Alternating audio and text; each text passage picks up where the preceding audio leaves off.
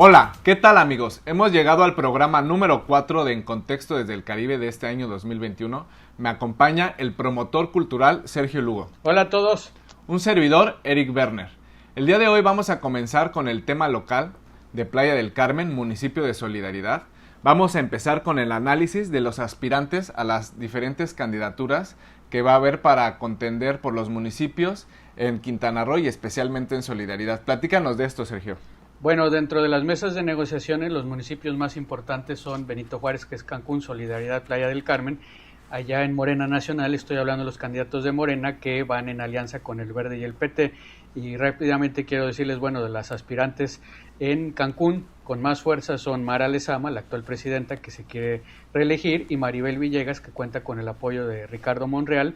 Y bueno, allá toca género femenino, igual que en Solidaridad. Y aquí de las aspirantes que se apuntaron, es la presidenta Laura Benistay, que busca la reelección, Bárbara Delgado, regidora, otra regidora, Luz Helena Muñoz, y Alondra Name. Lo quiero resaltar brevemente es Laura Beristain, bueno, es de izquierda, es de las primeras que ha tenido en contacto con López Obrador desde hace 20 años y ha trabajado su gobierno en la actualidad con el gobierno federal en la 4T, que como les hemos dicho en muchas ocasiones, pues van de la mano. De la regidora Bárbara Delgado, allá en septiembre pasado, en las mesas que se pusieron de los juicios a los expresidentes, pues trabajó de la mano con la actual secretaria general Citlali Hernández, y es donde ahí tiene todo el respaldo de esta secretaria. De Alondra Name, bueno, ella es hija de Norma Angélica Ríos, que fue regidora por Morena en el 2016, pero en el 2018 ellas pactaron con Cristina Torres, la candidata del PAN. Entonces, pues prácticamente las bases de izquierda de Morena las ven como unas traidoras que no tienen nada que hacer aquí en Morena. Entonces, y de Luz Helena Muñoz, simplemente pues es gente de Maribel Villegas, no hay mucho que decir. Entonces también aquí toca, por eso es género femenino, y actualmente se está dando la encuesta para elegir a las más idóneas de estos dos municipios. De eso quiero hablar generalmente, de manera general, en estos dos municipios. Pues muy bien, pues esperemos que la dirigencia del Partido Morena y de sus aliados tomen en cuenta la voluntad popular del pueblo de Solidaridad para elegir a la mejor candidato o al mejor perfil para hacer frente a la elección donde viene el PRIAN unido y que son verdaderamente los enemigos políticos a vencer. Entonces, pues esperemos que quede el mejor perfil. De igual forma vamos a abordar un tema muy polémico que fueron las pruebas falsas PCR.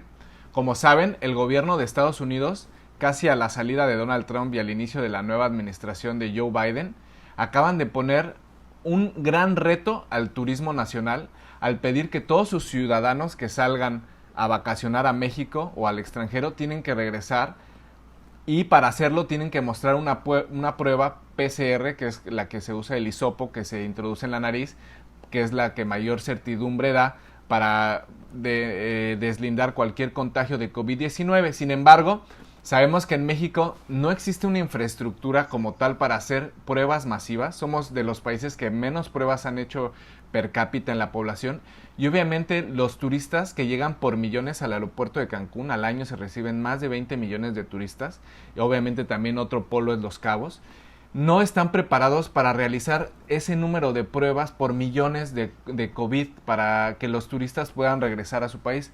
Esto representa prácticamente un bloqueo económico sobre el turismo de México, justificado en las normas sanitarias. ¿Qué opinas de esto, Sergio? Sí, es por ejemplo con la administración de Trump y López Obrador no existía eso, o sea, había un libre flujo de turistas de Estados Unidos aquí a México y en especial de Quintana Roo. Ahora parece, este es un bloqueo económico disfrazado de Joe Biden, no sé si porque quiera perjudicar a López Obrador y fortalecer a la derecha mexicana, donde está Felipe Calderón, que presume que es amigo de Biden. Y ahorita pues se va a prestar a la corrupción porque no tenemos, como dices, la infraestructura sanitaria para esto, y me recuerda que cuando la mayoría de la gente pide un empleo, te piden certificado médico, tú vas a cualquier consultorio, te cobran 40 pesos sin que te revise el doctor y es como un mero trámite, ¿no? Entonces esto se va a prestar precisamente para la corrupción.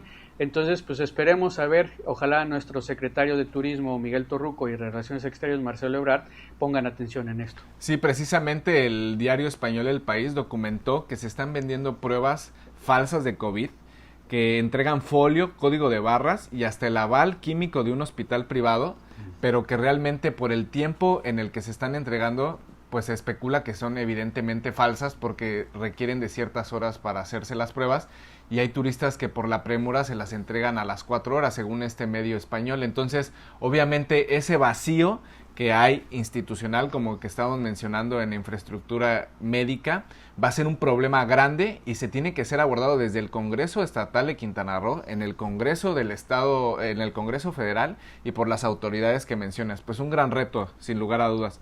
El tercer tema que vamos a abordar en materia local, pues es el colapso educativo que estamos viendo a nivel nacional y especialmente también en Quintana Roo. Sabemos que no hay clases en escuelas públicas porque el semáforo epidemiológico lo impide, pero vemos que también se han cerrado más de 27 escuelas privadas. COFEPRIS ha clausurado escuelas que querían o que estaban manteniendo operaciones, y vemos que los niños se están quedando en un limbo y que la estrategia implementada a través de la televisión por la Secretaría de Educación Pública dirigida por Esteban Moctezuma, pues está dejando en un atraso sin precedentes a la educación en México. ¿Qué opinas de esto, Sergio? Sí, estoy en desacuerdo. La gestión de Esteban Moctezuma, que es pupilo de Ricardo Salinas Pliego, el dueño de TV Azteca, pues piensan que la educación se puede dar a través de la televisión, ¿no? Viendo eso precisamente la tele, y no, fue un fracaso. Y te doy un ejemplo muy concreto. En Playa del Carmen, unos amigos, una pareja, tienen a su hijo que va en la secundaria, escuela pública, y no pueden, o sea, están desesperados porque ellos no tienen computadora, no tienen wifi en casa, todo lo tienen que ver en el celular y es imposible. Tienen que gastar dinero en un ciber y les genera problemas. Lo único que hacen es, decimos, bueno, mientras vamos a la biblioteca aquí de la Colosio a que su hijo se ponga a leer, pero eso es un fracaso. Luego en las escuelas privadas, muchas están colapsando porque los papás no tienen dinero para pagar la colegiatura por falta de empleo, y entonces esos niños, ¿qué van a hacer? ¿A dónde se van a ir? ¿A qué escuelas? Si todas están cerradas. Entonces, desafortunadamente, pues Esteban Moctezuma ahora va a ser embajador de México en Estados Unidos, pero ¿qué va a hacer allá si aquí como secretario de Educación fracasó? Yo tengo mucha esperanza en la profesora Delfina Gómez, la futura nueva secretaria de Educación, porque como es profesora, conoce desde adentro los sistemas de educación. Entonces esperemos que haya un cambio. Totalmente, pues el gran reto de este año 2021 es el sistema educativo mexicano, que debe adaptarse y hacer frente a estos retos que hay de marginación en la población, que no pueden acceder muchas veces ni a televisión. Entonces, obviamente necesitamos innovar y que haya una nueva estrategia. Con esto concluimos el bloque 1 de En Contexto desde el Caribe. Continuando con el bloque 2 de En Contexto desde el Caribe, vamos a abordar el delicado tema nacional del contagio que anunció el presidente Andrés Manuel López Obrador a través de su plataforma de redes sociales, donde señala que fue dado positivo en el COVID-19 y pues evidentemente va a tener que someterse a un confinamiento de varios días hasta que su salud le permite retomar sus actividades. ¿Qué opinas de esto, Sergio? Bueno, aquí de una manera amistosa le tengo un reclamo a nuestro presidente López Obrador, porque él no quiso usar cubrebocas, salió de gira. Era inevitable que se fuera a contagiar. Primero su vocero Jesús Ramírez Cuevas salió contagiado y pues con él convive todos los días, y más también porque no se quiso vacunar, se quería esperar que le tocara, pero él es el presidente de todos los mexicanos, y yo y millones votamos por un presidente por 6 años. Entonces pues yo no quiero un presidente mártir, ¿no? Para mí se hubiera vacunado, pero precisamente porque queremos que esté al frente del país. Afortunadamente Andrés Manuel hace como 2 semanas subió un video donde está practicando béisbol. Es un hombre saludable, practica el deporte, come bien, y esperamos que salga airoso en este sentido. Y también debo reconocer a la secretaria Olga Sánchez Cordero en las mañaneras, que se ha comportado como una secretaria de Gobernación, donde algunas reporteras de manera dolosa quieren confrontarla, y ella de manera puntual, como magistrada que fue, les contesta con argumentos jurídicos. Entonces es un aplauso para la secretaria de Gobernación y es una esperanza de que se recupere pronto López Obrador. Sí, de igual forma enviarle nuestra buena vibra al presidente López Obrador, que se recupere pronto. El país lo necesita al frente de esta cuarta transformación, y pues nuestros mejores deseos. De igual forma, pues señalar que Beatriz Gutiérrez Müller de igual forma publicó en su plataforma de redes que le han hecho llegar pues muchos mensajes de apoyo, recetas para mejorar la salud, para fortalecer el sistema inmunológico, y innumerables expresiones de cariño y respaldo al presidente de México. Pues entonces con eso le deseamos lo mejor al presidente y continuando con el tema nacional, pues exponer el papel que está jugando el Instituto Nacional Electoral. Prácticamente como parte de la oposición, vemos a Lorenzo Córdoba y a Ciro Murayama prácticamente con papel del prianismo totalmente, como representantes del PRIAN, y pues yo creo que se debe tomar en cuenta la propuesta que realizó el diputado Fernández Noroña de llevar a juicio político a Lorenzo Córdoba, no solo por su actual papel, sino por su responsabilidad en el fraude electoral que hubo en el Estado de México en 2017, por sus dichos racistas que también fue exhibido, aunque nunca se comprobó de dónde venían las grabaciones, que probablemente haya sido espionaje, pero que lo develan de cuerpo completo como es una persona clasista, racista y que está al frente del órgano electoral de México, y que debemos prácticamente de reconstruir ese instituto para que haya seguridad y certeza en las elecciones. ¿Qué opinas, Sergio? Bueno, sí, como mencionas, es racista a Córdoba. Desafortunadamente, bueno, su padre fue un hombre de izquierda, Hernán Córdoba, que todos los reconocemos, de origen español, y bueno, este Lorenzo Córdoba heredó lo que es el franquismo, las falanges españolas, donde se creen superiores por la raza blanca, al donde allá por el 2015 se burló de los padres de Ayotzinapa en su forma de hablar como indígenas, y se filtró esa información. Como dices, no sabemos si fue espionaje, pero es así, o sea, lo demostró en cuerpo entero cómo es un hombre racista, franquista. Entonces sí se tiene que cambiar. Apoyo lo que dijo Fernández Noroña de un juicio político a él y a Ciro Murayama, porque piensan como prianistas. Entonces ahorita toda la oposición del PAN, del PRI, del PRD, tienen los ojos en ellos, en estos dos personajes, porque lo que quieren es censurar las mañaneras para que el presidente López Obrador no pueda hablar durante el periodo de elecciones. Entonces habrá que ver cómo los cambiamos, porque ya tenemos el antecedente también de José Woldenberg, que salió un panista, ¿no? Entonces no por el hecho de que sean académicos, gente culta, va a ser imparcial. Entonces sí habrá que darle seguimiento. Totalmente. De igual forma vamos a abordar el tema de este anuncio que realizó Ricardo Anaya de que va a realizar una gira a nivel nacional, lo cual ha representado pues un ridículo prácticamente. Los memes que han surgido de verlo convivir con la gente del pueblo, prácticamente sui generis, o sea, se parece broma. Inclusive se han hecho unos de que no tienes un cargador de iPhone 12 que me prestes, o sea, bromas, pero que representan el sentir del pueblo de México ante estos personajes totalmente ajenos a la idiosincrasia nacional, y que parece burla que quiera seguir los pasos de López Obrador de manera artificial. O sea, nunca le nació antes hacer esta gira hasta que se dio cuenta pues que el pueblo de México reconoció el esfuerzo titánico de López Obrador de recorrer todos los municipios del país, no solo una vez, sino varias veces durante más de una década. ¿Qué opinas de eso, Sergio? Sí, otro meme pues es cuando hace varios años él, en solidaridad, no recuerdo a qué, se acostó, se tapó con una cobija, pero tenía los lentes, ¿no? Entonces dice como, ¿quién va a dormir con lentes? Pero eso refleja de que él no conoce el lenguaje del pueblo, a diferencia de López Obrador. Entonces para mí no me preocupa, porque aunque recorre el país 3, 4 veces como López Obrador, el pueblo lo ve como un pequeño burgués que tuvo a su familia en Atlanta. Entonces, qué casualidad que ahorita quiere hacer su gira. Entonces, pues sí, que lo dejen, o sea, no me preocupa, no le tengo mayor interés y respeto, pero sí va a estar duro y duro atacando al presidente López Obrador. Entonces sí, nada más hay que darle seguimiento, pero no me preocupa más allá de eso. Bueno, con esto concluimos el bloque 2 nacional de En Contexto desde el Caribe. Continuando con el bloque 3 internacional de En Contexto desde el Caribe, vamos a hacer el análisis del papel de México en la Mesa de Seguridad ante la Organización de las Naciones Unidas. En su primera participación de manera virtual, el canciller Marcelo Ebrard hizo un posicionamiento muy digno sobre la situación que se vive en Palestina, sobre la ocupación ilegal que está viviendo el Estado palestino por parte del Estado sionista de Israel, que fue denunciado en su momento y que fue condenado por este mismo Consejo de Seguridad en el periodo final de Barack Obama al frente de la presidencia de Estados Unidos.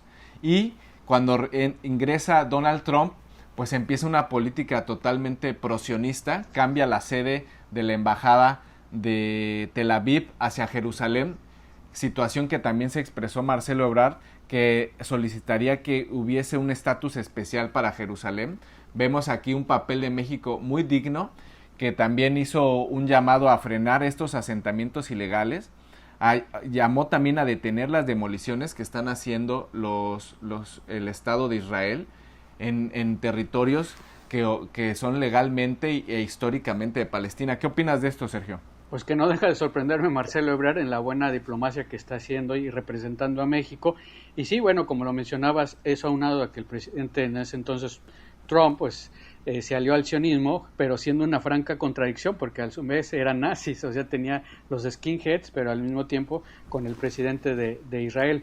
Y sí, dejar muy claro que una cosa es el Estado sionista de Israel y la otra son los judíos, porque hay judíos pues buenos, ¿no? Digo, pero lo que sucedió en la Segunda Guerra Mundial con el Holocausto, ahora ellos lo están haciendo poco a poco y como una gota con Palestina, de Totalmente. manera ilegal.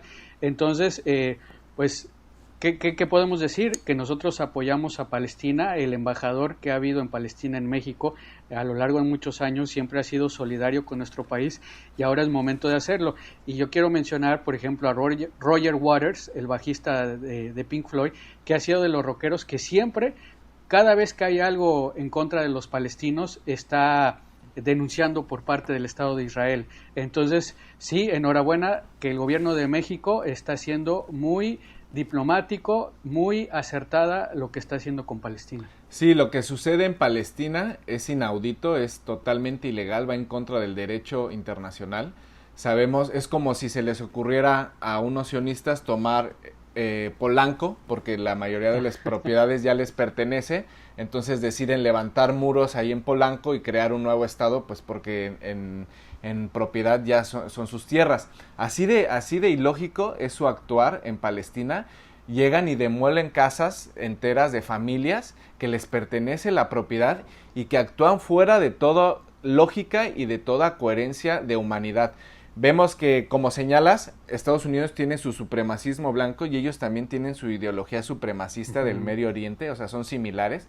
Como bien mencionas, fueron perseguidos, al menos la religión judía fue perseguida por los nazis, también muy deleznable, pero ellos están haciendo prácticamente lo mismo que hicieron, como bien señalan los nazis, ahora lo hacen en la actualidad en Gaza. Situación que el gobierno mexicano ha hecho un posicionamiento firme, respetuoso, pero contundente, que pone a la vanguardia a México, como bien señalas, en la diplomacia internacional. Y que Israel ha sido de los países que más armas venden en todo el mundo. También. O sea, la violencia es parte del Estado de Israel. Totalmente. En ese sentido, vamos a abordar también el presupuesto que solicitó Joe Biden para que apruebe el Congreso por monto de 1.900 millones de dólares. Estos son 1.9 billones que solicita para hacer frente a la pandemia. Vemos que Estados Unidos está sufriendo los efectos, los estragos, pero prácticamente Joe Biden llega al poder y lo primero que hace es pedir un monto extraordinario de dinero que se va a trasladar directamente a todas las farmacéuticas. Entonces vemos que ahí, pues, ¿para quién trabaja Joe Biden o cuáles son los intereses que tiene? En vez de solicitar que se abran las patentes, pues a billetazos van a inflar a estas empresas farmacéuticas. De igual forma vemos que en política exterior le hacen un guiño a Israel y mantienen la embajada que había cambiado Donald Trump en Jerusalén, porque como les contextualizamos, pues el último periodo demócrata donde estuvo Obama, pues fue un abierto choque entre las políticas de Estados Unidos, que siempre se había abstenido de votar a favor, en contra o abstenerse en la votación sobre las ocupaciones ilegales de Israel.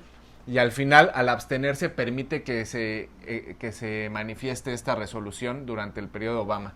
Entonces estamos viendo cambios en la geopolítica en Medio Oriente, pero excelente el posicionamiento de México en la mesa de seguridad.